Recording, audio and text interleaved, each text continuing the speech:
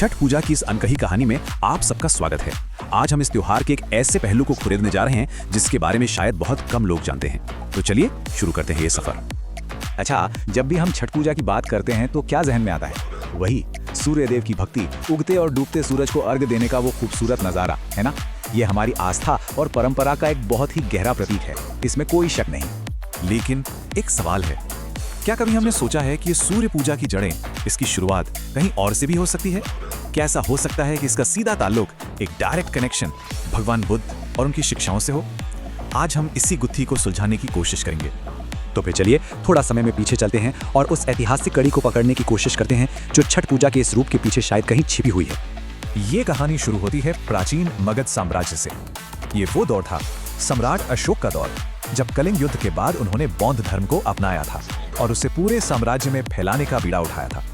अब देखिए, उस जमाने में जो बौद्ध भिक्षु और भिक्षुणियां थीं, उनके लिए सूरज कोई देवता नहीं थे, नहीं, बल्कि वो उगते हुए सूरज को ज्ञान का, नॉलेज का एक बहुत पावरफुल सिंबल मानते थे। एक ऐसा सिंबल जो अज्ञान के अंधेरे को चीरकर रोशनी लाता है। तो सवाल ये उठता है कि ये जो एक फिलोसॉफिकल सोच थी, जो सिर्फ मठों तक, मोनास्ट्रीज तक ही थी, वो आम लोगों के बीच इतनी बड़ी परंपरा कैसे बन गई?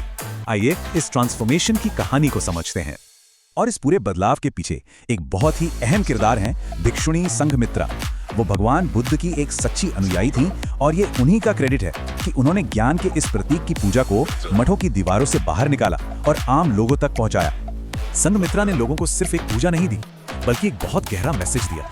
उन्होंने समझाया कि सूर्य सिर्फ रोशनी नहीं है, वो चेतना है, कॉन्शियसनेस है। और इस एक विचार ने, आप सोचिए, लोगों की सोच पर कितना गहरा असर डाला हो।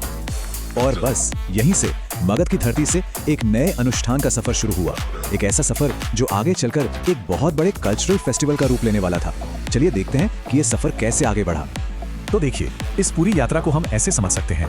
सबसे पहले आई भगवान बुद्ध की टीचिंग्स, फिर उसे मिला सम्राट अशोक का सपोर्ट, उसके बाद भिक्षुणी संघमित्रा ने इसे लोगों के बीच फैलाया और बस इसी बुनियाद पर छठ पूजा की परंपरा ने जन्म लिया।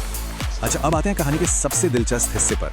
अब हम ये समझेंगे कि छठ पूजा का जो सबसे मुख्य रिचुअल है, अर्घ देना, वो इस बौद्ध इतिहास से आखिर जुड़ा कैसे है। देखिए, छठ में सूरज को जो अर्घ दिया जाता है, मतलब जो जल चढ़ाया जाता है, वो असल में बुद्ध के उसी ज्ञान, उसी विजडम को सम्मान देना है। ये उस पुरानी बौद्ध आस्था का एक जीता जागता सबूत है जो आज भी हमारे बीच जिंदा है। तो इस पूरे रिचुअल के एवोल्यूशन को हम 3 सिंपल स्टेप्स में देख सकते हैं। स्टेप 1, बौद्ध भिक्षुओं ने सूरज को ज्ञान का प्रतीक माना। स्टेप 2, संघमित्रा ने इस मैसेज को आम लोगों तक पहुंचाया। और स्टेप 3, अर्घ्य देना बुद्ध की उसी बुद्धि, उसी ज्ञान को ऑनर करने का एक तरीका बन गया। मतलब छठ में चढ़ाया जाने वाला पानी का हर एक अर्घ्य बुद्ध के उसी संदेश को आगे बढ़ाता है कि सूर्य ही जीवन का आधार है। ये प्रकृति और ज्ञान के बीच का कितना गहरा कनेक्शन दिखाता है ना?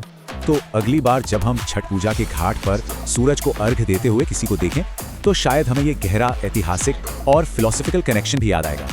यह त्योहार वाकई अपने आप में कितनी परतें, कितने गहरे मतलब समेटे हुए है। जय बुद्ध, जय सूर्य, जय छठ माता।